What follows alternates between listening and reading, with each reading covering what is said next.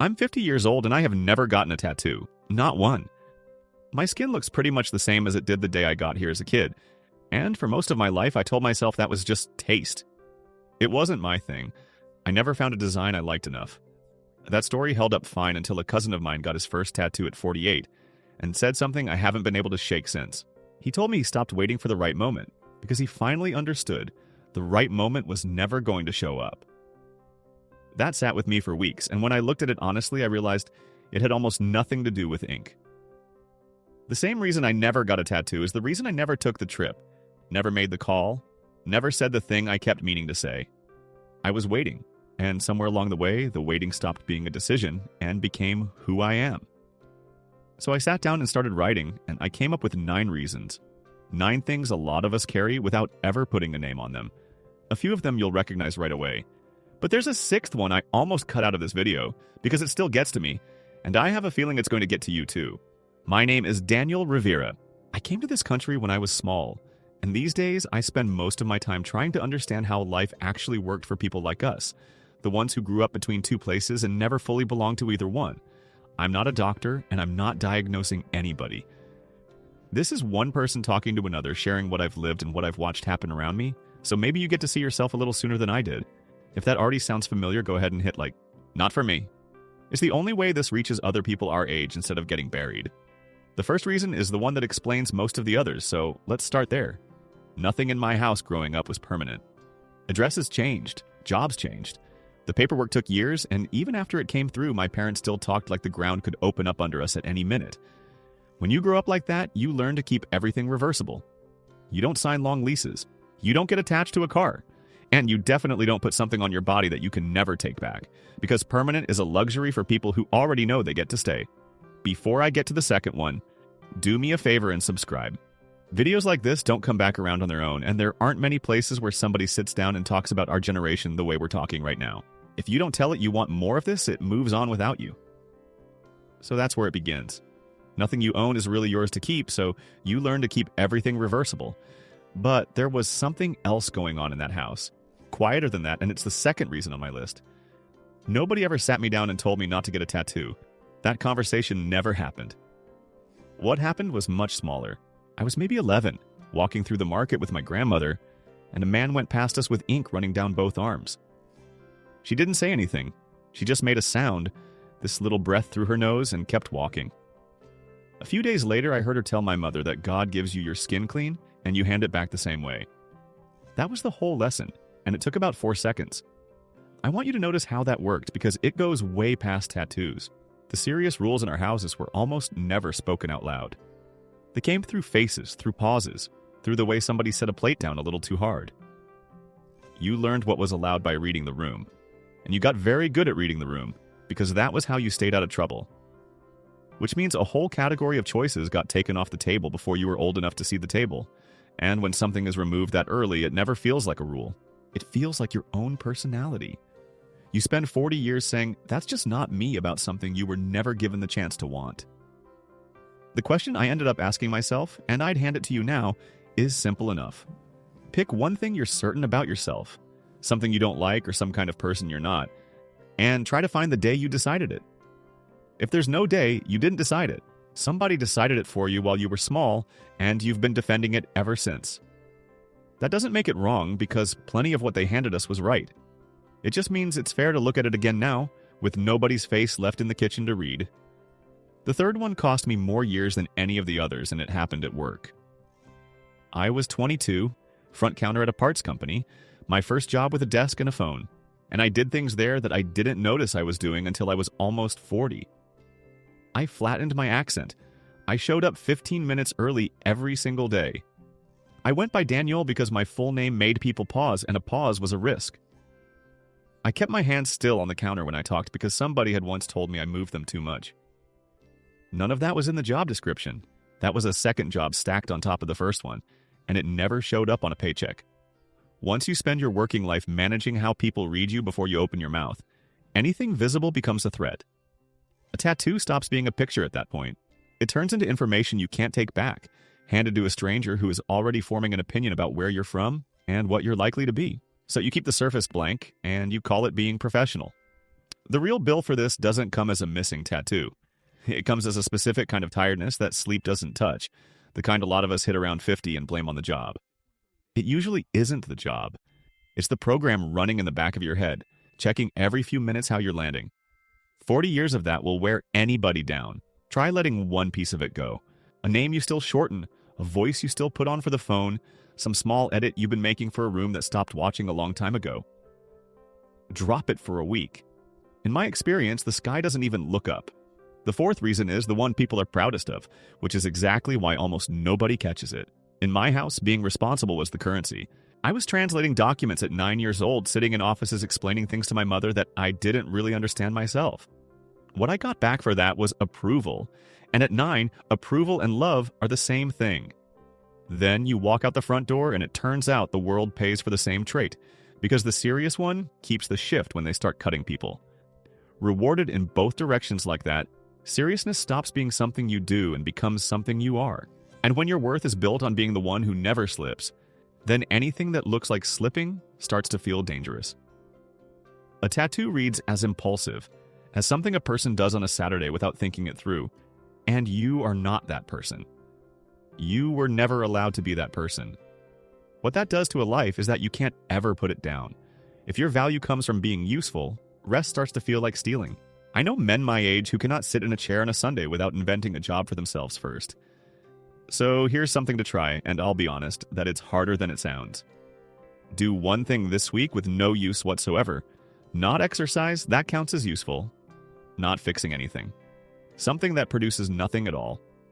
Then, about 10 minutes in, when you feel that itch to get up and be productive, don't obey it. Sit in it. That itch is the whole trait, showing itself to you in real time. The fifth one I didn't want to write down, but it's true and it matters. My father's hands by 60 didn't really look like hands anymore. Construction does that. My mother cleaned houses for 22 years and her knees told that story better than she ever did out loud. My own body keeps its own record. A scar on the forearm from a loading dock, a shoulder that clicks, a lower back that knows when it's going to rain. We were already marked, all of us. That's the thing. Nobody in our generation needed to add anything, because the story was already written on us in a language everybody could read at a glance. But those marks were assigned. Nobody asked us first. And a tattoo is the exact opposite of that, a mark you choose on purpose. And choosing what happens to your own body was never something we were raised to expect was on offer. You can hear it in the way we still talk. It holds up. It gets me through the day. It still works. That's how a man describes a truck he's decided not to replace yet.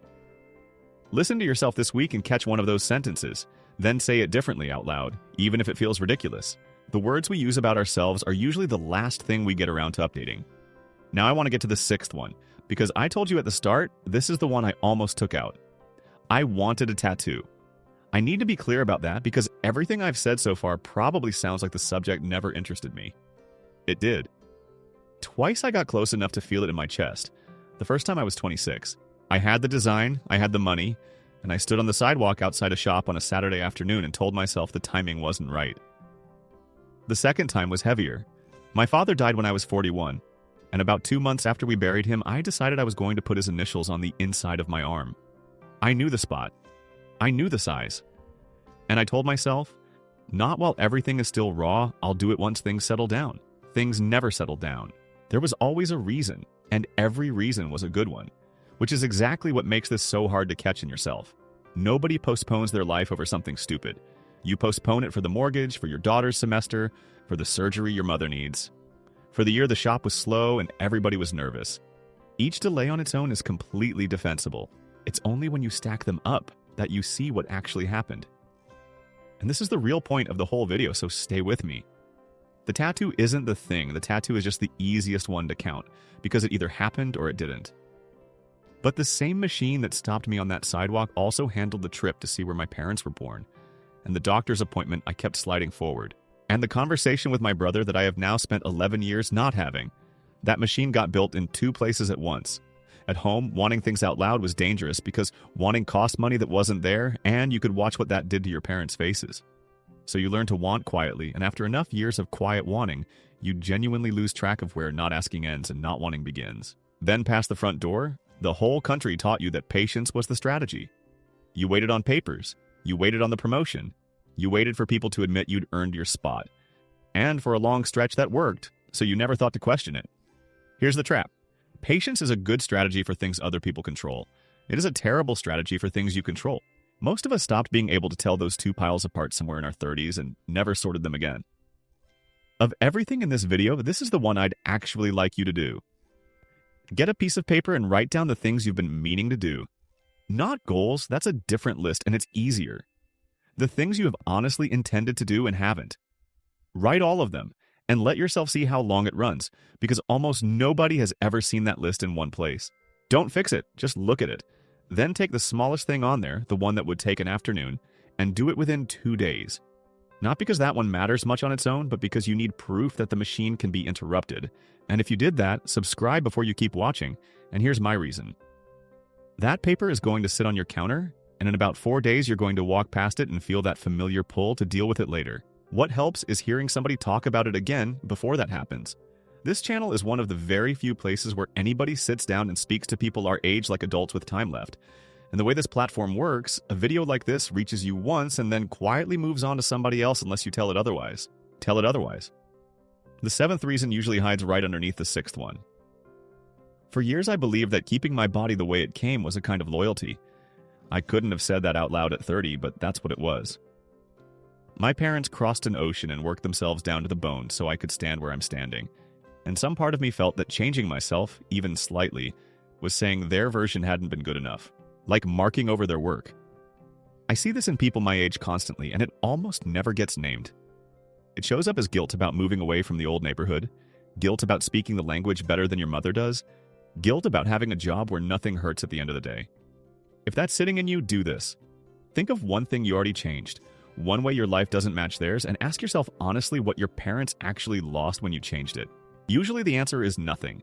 Usually they got the whole point of why they came. Loyalty is what you carry forward, not what you refuse to alter.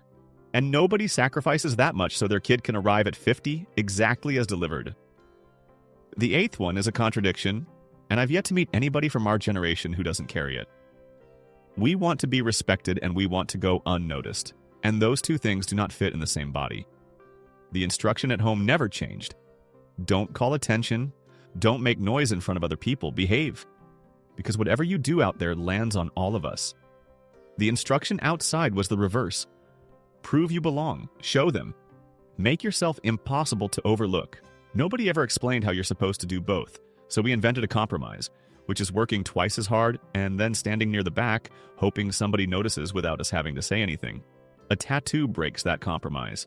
It announces something about you before you've decided to announce anything, and everything in you refuses.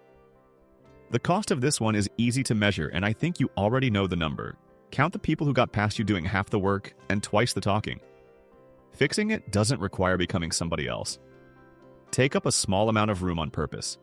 In one meeting this month, be the first person to speak. Say the thing you were planning to say afterward in the parking lot, and say it in the room instead. Small and deliberate. Which brings me to the last one, and it's the reason I made this video at all. Both of my kids have tattoos. My daughter has her grandmother's handwriting on her wrist, a few words in my mother's shaky script copied off an old birthday card. When she showed me, I said something warm, and I meant it. Then I sat in my truck in the driveway and felt something I wasn't expecting, which was envy.